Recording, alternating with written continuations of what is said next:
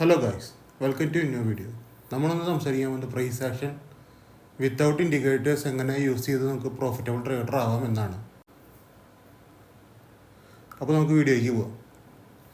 Price ആക്ഷനെ കുറിച്ച് നമ്മൾ കുറേ തിയറീസും കാര്യങ്ങളൊക്കെ കേട്ടിട്ടുണ്ടാകും. അതൊക്കെ സത്യം തന്നെയാണ്. പക്ഷേ എന്ന് വെച്ച് കഴിഞ്ഞാൽ ഞാൻ അവിടെ ഉദ്ദേശിക്കുന്നത്, നിങ്ങൾക്ക് പറഞ്ഞു തരാൻ ഉദ്ദേശിക്കുന്നത്, പ്രൈസ് ആക്ഷൻ വെച്ചുകൊണ്ട് എങ്ങനെ സപ്പോർട്ടും റെസിസ്റ്റൻസും നോക്കിയിട്ട് ട്രേഡ് എടുക്കാമെന്നാണ്. ഞാൻ എടുക്കുന്ന ട്രേഡുകളൊക്കെയും പ്രൈസ് ആക്ഷൻ യൂസ് ചെയ്തുകൊണ്ട് സപ്പോർട്ട് റെസിസ്റ്റൻസ് നോക്കി ക്യാൻഡിൽ സ്റ്റിക്സ് നോക്കിയിട്ട് മാത്രമാണ് ട്രേഡിങ് നടക്കുന്നത്. ഒരു ഇൻഡിക്കേറ്റേഴ്സും ഞാൻ യൂസ് ചെയ്യണില്ല. അത് നിങ്ങൾക്ക് പ്രീവിയസ് വീഡിയോസ് കണ്ടവർക്കൊക്കെ അറിയാം. നമ്മളങ്ങനെ പ്രൈസ് ആക്ഷൻസ് മാത്രമാണ് ഫോക്കസ് ചെയ്യണത്. നമുക്കിത് നിഫ്റ്റി ചാർട്ടിലൊന്ന് നോക്കി നോക്കാം ഇതെങ്ങനെയാണ് പ്രൈസ് ആക്ഷൻ വർക്കാവണേന്ന്. ഇപ്പോൾ നിഫ്റ്റിയിൽ ഞാൻ കുറച്ച് ലെവൽസൊക്കെ ഞാൻ വെച്ചിട്ടുണ്ട്. നമുക്കിപ്പോൾ ലെവൽസിലേക്ക് പോകണ്ട. നിങ്ങൾ ഈ ലെവലിൻ്റെ 24,620 ഒരു ലെവലാണെന്ന് വിചാരിക്കുക. അവിടെ നമുക്ക് എങ്ങനെ ട്രേഡ് എടുക്കണം എന്നാണ് ഞാൻ പറയണത്. പ്രൈസ് ആക്ഷൻ വെച്ചിട്ട് നമുക്കിപ്പോൾ ഒരു ദിവസത്തെ, അതായത് ഇന്നലെ മാർക്കറ്റ് കഴിഞ്ഞ് ഇന്ന് ഓപ്പൺ ചെയ്യണ സമയത്ത് നമ്മൾ എങ്ങനെ ട്രേഡ് എടുക്കണം. ഇപ്പം നമ്മുടെ ഈ ലെവലാണ്, ഞാൻ രാവിലെ തന്നെ ലെവൽ ചെയ്താന്ന് വയ്ക്കുക. അപ്പോൾ ഇതിൻ്റെ മുകളിലാണ് മാർക്കറ്റ് ഓപ്പൺ ചെയ്തത്. അങ്ങനെയാണെങ്കിൽ നമ്മൾ ഈ പ്രൈസ് അടിയിലേക്ക് വരുന്ന വരെ വെയിറ്റ് ചെയ്യണം. എന്നിട്ട് അടിയിൽ നിന്ന് ഇതിങ്ങനത്തെ ഒരു പ്രൈസ് ആക്ഷൻ ക്രിയേറ്റ് ആക്കിയാലാണ് നമുക്ക് എൻട്രി എടുക്കാൻ പറ്റുള്ളൂ. അത് ഫസ്റ്റ് മനസ്സിലാക്കി വെക്കുക. തിരിച്ച് ഈ പ്രൈസ് ഇങ്ങനൊരു ഷേപ്പിൽ ഈ ലെവലിലേക്ക് പിന്നെയും വരികയാണെങ്കിൽ ഇതാണ് നമ്മുടെ എൻട്രി പോയിൻ്റ്. ഇപ്പോൾ ഈ കേഴ്സർ നിൽക്കണ ഇതാണ് നമ്മുടെ എൻട്രി പോയിൻ്റ്. ഇവിടെ നമ്മൾ ട്രേഡ് എടുക്കുക, ടാർഗറ്റിക്ക് വെയിറ്റ് ചെയ്യുക. ഇതാണ് ഒന്നാമത്തെ പ്രൈസ് ആക്ഷൻ ടെക്നിക്ക്. ഇനിയിപ്പോൾ ഈ പ്രൈസ് മുകളിലേക്ക് എത്തി, ഇൻ കേസ് ഈ പ്രൈസ് ഇപ്പോൾ മുകളിലേക്ക് എത്തി, ഈ മുകളിലെത്തിയ സമയത്ത് വേറെ ലെവലും കൂടി ഉണ്ടെന്ന് വയ്ക്കുക. അവിടെ എങ്ങനെയാണ് ട്രേഡ് ചെയ്യണമെന്ന് വെച്ച് കഴിഞ്ഞാൽ, ഓൾറെഡി പ്രൈസ് ഇവിടെ പ്രൈസ് ആയി ക്രിയേറ്റ് ചെയ്തിട്ടാണ് വന്നത്.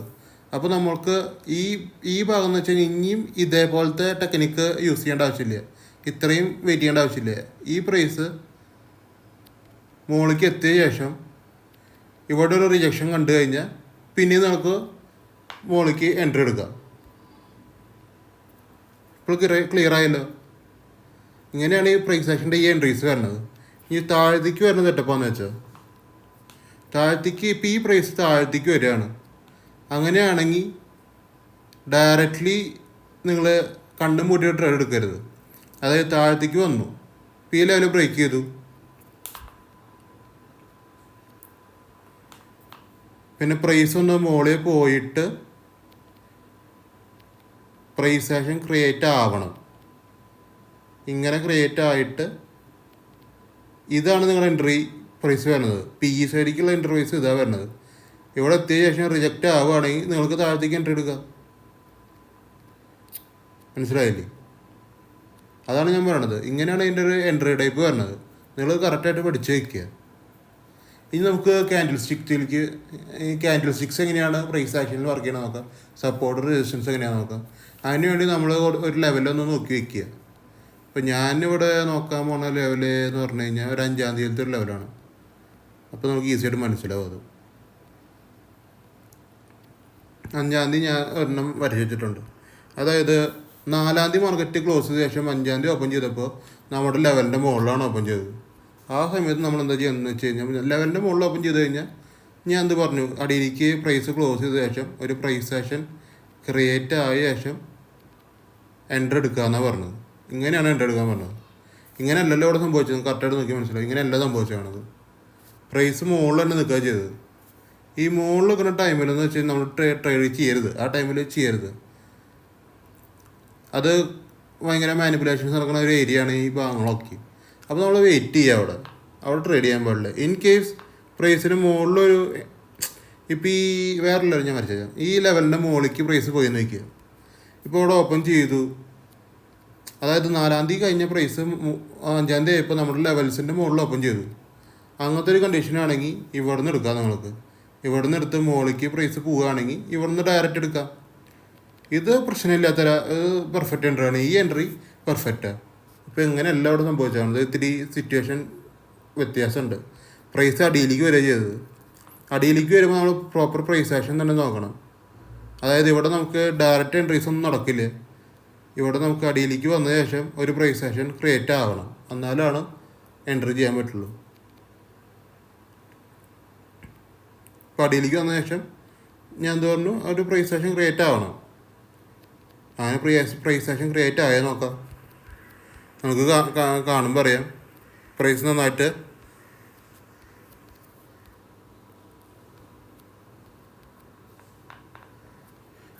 ഇവിടെ നന്നായിട്ട് അടിയെ വന്നിട്ട് ആണ് പോയിക്കണത്.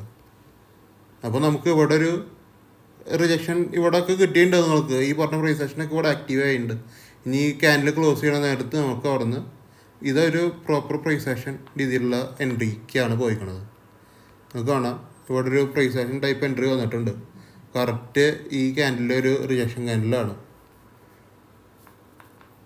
ഈ ക്യാൻഡിൽ ഈ റെഡ് ക്യാൻഡിലൊരു റിജക്ഷനാണ്.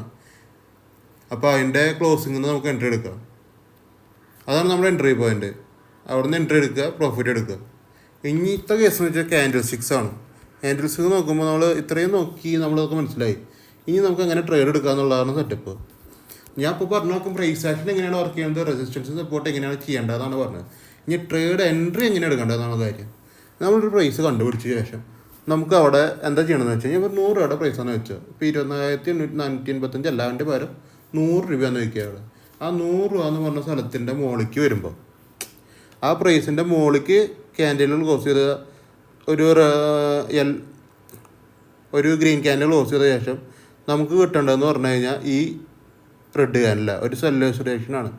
ഈ സെല്ലേഴ്സ് റിയാക്ഷൻ വരുന്നിടത്തുനിന്ന് നമുക്ക് ഇവിടുന്ന് എൻട്രി എടുക്കാം. ഈ ഭാഗത്തുനിന്ന് അല്ല, സേഫ് പ്ലെയേഴ്സിന് അടിയിൽ ലിമിറ്റ് ഓർഡർ 100 രൂപ എന്ന് പറഞ്ഞാൽ ലിമിറ്റ് ഓർഡറിൽ ഇരിക്കുക, ട്രേഡ് എടുക്കുക. അത് എല്ലാ പ്രാവശ്യവും കിട്ടുന്ന ഒരു സംഭവമല്ല ലിമിറ്റ് ഓർഡർ, പക്ഷെ അതാണ് സേഫ്. നിങ്ങൾ വേണമെങ്കിൽ അങ്ങനെ ചെയ്യുക. അല്ലെങ്കിൽ പിന്നെ സെല്ലേഴ്സ് റിയാക്ഷൻ വന്നു കഴിഞ്ഞാൽ അപ്പം തന്നെ കയറുക. സെല്ലേഴ്സ് റിയാക്ഷൻ ഒന്ന് കയറുകയാണെങ്കിൽ പറഞ്ഞാൽ ഇത്തിരി അഗ്രസീവ് എൻട്രീസ് ആണോ നോക്കി, അല്ല ചിലപ്പോൾ സ്റ്റോപ്പ് ലോസ് പോകാൻ സാധ്യതകളുണ്ട്. അതൊക്കെയും ഡിപ്പെൻസ് ഓൺ യു ആണ് കാര്യങ്ങൾ. ടെക്നിക്ക് ഇതാണ് അതിൽ യൂസ് ചെയ്യേണ്ടത്. മാക്സിമം നിങ്ങൾ പ്രോഫിറ്റബിൾ ആയിട്ടിരിക്കണമെങ്കിൽ നിങ്ങൾ കറക്റ്റ് സ്റ്റോപ്പ് ലോസ് മെയിൻറ്റെയിൻ ചെയ്താൽ അത് എടുക്കുക. സ്റ്റോപ്പ് ലോസ് 10 പോയിൻറ്റ്, നിഫ്റ്റിയിൽ 10 പോയിൻറ്റ്, നിഫ്റ്റി 20-30 പോയിൻ്റാണ് സ്റ്റോപ്പ് ലോസ്. അപ്പോൾ അത് കൊടുക്കാൻ ഓക്കെ ആയവർക്കൊക്കെയും അവിടെ നിന്ന് എൻട്രി എടുക്കുക, ഒരു പ്രശ്നമില്ല. നിങ്ങൾക്കാവും ചിലപ്പോൾ നല്ല റിവാർഡ് ഉണ്ടാവും. ലിമിറ്റ് ഓർഡറിൽ എപ്പോൾ നോക്കിയാലും ട്രേഡ് എക്സിക്യൂട്ട് ആവണം നിർബന്ധമൊന്നുമില്ല, പക്ഷേ ലിമിറ്റ് ഓർഡർ ഇട്ടിരിക്കാം.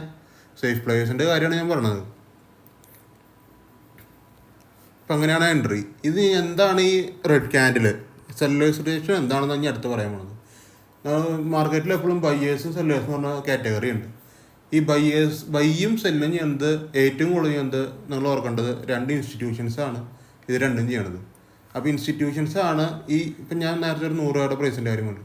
ഒരു 100 രൂപ ലെവലിൻ്റെ മുകളിലൊക്കെയും ബൈ ചെയ്തിട്ടാണ് ഇൻസ്റ്റിറ്റ്യൂഷൻസാണ്. ആ 100 രൂപ അവർ പ്രൊട്ടക്റ്റ് ചെയ്ത് എപ്പോൾ നോക്കിയാൽ നിർത്തും. അതായത് പ്രൈസ് അതിൻ്റെ അടിയിലേക്ക് താഴത്തേക്ക് വരാണ്ടിരിക്കാൻ അവർ നോക്കും. അങ്ങനെ താഴത്തേക്ക് വരുന്ന സിറ്റുവേഷനാണ് red candle green candle closing എന്ന് പറഞ്ഞ സംഭവം. അതായത് ബയ്യേഴ്സ് ക്ലോസ് ചെയ്യുക. അങ്ങനത്തെ ഒരു സിനാരിയോയിൽ നമുക്ക് അവിടെ ഒരു ട്രേഡ് ഉണ്ട്. വേറെ ഇൻസ്റ്റിറ്റ്യൂഷൻ അവിടെ ബിഗ് ഓർഡേഴ്സ് ഇട്ടിട്ട് അതിനെ എക്സിക്യൂട്ട് ചെയ്യുകയാണ്. അപ്പോൾ നമുക്കും അവിടെ ചാൻസുകളുണ്ട് ട്രേഡ് എടുക്കാൻ. അങ്ങനെ ട്രേഡ് എടുക്കുമ്പോഴാണ് നമ്മൾ സക്സസ് ആവുള്ളൂ. അപ്പോൾ അങ്ങനെ ട്രേഡ് എടുക്കണമെങ്കിൽ നിങ്ങൾ മസ്റ്റായിട്ട് സെല്ലേഴ്സ് റിയാക്ഷൻ ആ പറഞ്ഞ ലെവലിൽ വരണമെന്ന് അറിഞ്ഞിരിക്കണം. അല്ലാണ്ട് ട്രേഡ് എടുക്കരുത്. ഇതിനു വേണ്ടി നിങ്ങൾ ഇപ്പോൾ എൻ്റെ ടെലിഗ്രാമിൽ ജോയിൻ ചെയ്ത ആൾക്കാരുണ്ടാവും, ജോയിൻ ചെയ്യാത്ത ആൾക്കാരുണ്ട്, ചെയ്യാൻ പോകുന്ന ആൾക്കാരുണ്ട്. എല്ലാവരും അറിഞ്ഞിരിക്കേണ്ട കാര്യം എന്ന് പറഞ്ഞു കഴിഞ്ഞാൽ ഞാനിപ്പോൾ ടെലിഗ്രാമിൽ ഇത്രയും ക്ലിയർ ആയിട്ട് കാര്യങ്ങൾ പറഞ്ഞു വരുമ്പോൾ അതിൽ ചിലപ്പോൾ അത്രയും ഡിമാൻഡുള്ള പ്രൈസുകളാണ് അതൊക്കെ. അത് അവിടെ ഒരു സെല്ലേഴ്സ് റിയാക്ഷൻ കണ്ടു കഴിഞ്ഞ് കഴിഞ്ഞാൽ പിന്നെ പ്രൈസിന് ഫ്ലൈ ചെയ്യാനേ പറ്റുള്ളൂ. അടിപൊളിയായിട്ട് മുകളിലേക്ക് പോകും. അപ്പം ഞാനതിൽ ട്രിഗേർഡായി നിങ്ങൾ എടുത്തോ എന്നൊക്കെ പറയാൻ പറഞ്ഞ ആ ഒരു ടൈം ഡിലേ ആണ്. നിങ്ങൾ മാക്സിമം ട്രേഡിംഗ് വ്യൂ എടുക്കുക, അതിൽ ചാർട്ടിലിരിക്കുക, വരയ്ക്കുക, ഈ ലൈൻസ് ഞാൻ പറഞ്ഞ പ്രൈസുകളൊക്കെ വരച്ചിടുക. അവിടെ എത്തുമ്പോൾ നിങ്ങൾ ട്രേഡ് എടുക്കുക. അത്ര ആലോചിക്കുള്ളൂ ഈ കാര്യത്തിലൊക്കെ. ഞാൻ മേടിക്കാൻ പറയണം നന്നാ സെറ്റപ്പിൽ ഇരിക്കരുത്. നിങ്ങളെപ്പോഴും നിങ്ങളുടെ മൊബൈലിൽ നിങ്ങൾ ബൈ പിടിച്ചിട്ട് തന്നെ ഇരിക്കുക. അപ്സ്റ്റോക്ക് തന്നെ ഏത് പ്ലാറ്റ്ഫോമിൽ എടുത്താലും ശരി വാച്ച് ലിസ്റ്റൊക്കെ ഫസ്റ്റ് തരുന്നുണ്ട്. അപ്പോൾ നിങ്ങൾ ആ ലെവലിലേക്ക് എത്തുമ്പോൾ നിങ്ങളുടെ മൊബൈലിൽ നിങ്ങൾ ട്രേഡ് എടുക്കാൻ വേണ്ടി സെറ്റപ്പായിട്ടിരിക്കുക. ആ ടൈമിൽ നമ്മൾ സെല്ലേഴ്സ് റിയാക്ഷൻ കണ്ടു കഴിഞ്ഞാൽ അഗ്രസീവ് പ്ലെയേഴ്സിന് എടുക്കാം, അല്ലെങ്കിൽ ലിമിറ്റ് ഓർഡർ ഇട്ട് നിൽക്കുന്ന ട്രേഡേഴ്സിന് എടുക്കാം. അങ്ങനെ ലിമിറ്റ് ഓർഡറിലേക്ക് വരികയാണെങ്കിൽ അതിന് എൻ്റെ ഒരു കൺഫർമേഷൻ്റെ ആവശ്യമില്ല. അത് മാർക്കറ്റ് നിങ്ങളോട് പറയുന്ന കേസാണ്, അവിടെ നിന്ന് എടുത്തോളാം. മാർക്കറ്റാണ് നിങ്ങളോട് പറയണത്, അവിടെ നിന്ന് എടുത്തോളാം. ഞാൻ ജസ്റ്റ് അത് പറഞ്ഞു തരുന്നു മാത്രമേ ഉള്ളൂ. ഇതൊക്കെ മാർക്കറ്റിൻ്റെ ഉള്ളിൽ നടക്കുന്ന കാര്യങ്ങളാണ്. ഇൻസ്റ്റിറ്റ്യൂഷൻസ് ആണ് ഇതിൻ്റെ ഉള്ളത്തെ ബിഗ് പ്ലെയേഴ്സ്. അവർക്ക് ഒപ്പം പോയില്ലെങ്കിൽ നമുക്ക് സക്സസ് ഇല്ല. ഇതിലൊരു പ്രസക്തമായൊരു വാക്കുണ്ട്, അത് നിങ്ങൾ പഠിച്ചു വെച്ചേക്കുക. ഓർമ്മയിൽ ഈ വാക്കൊന്ന് നിങ്ങൾ മൈൻഡിൽ വെച്ച്. ലിക്വിഡിറ്റിയാണ് മാർക്കറ്റിൻ്റെ ഊർജ്ജം. ആ ലിക്വിഡിറ്റി നിങ്ങൾക്ക് കണ്ടുപിടിക്കാൻ പറ്റിയില്ലെങ്കിൽ ലിക്വിഡിറ്റി എന്ന് പറഞ്ഞ സംഭവം നിങ്ങളാവും അവിടെ. പ്രൈസ് ആക്ഷൻ എന്ന് പറഞ്ഞു കഴിഞ്ഞാൽ ഇത്രേ ഉള്ളൂ.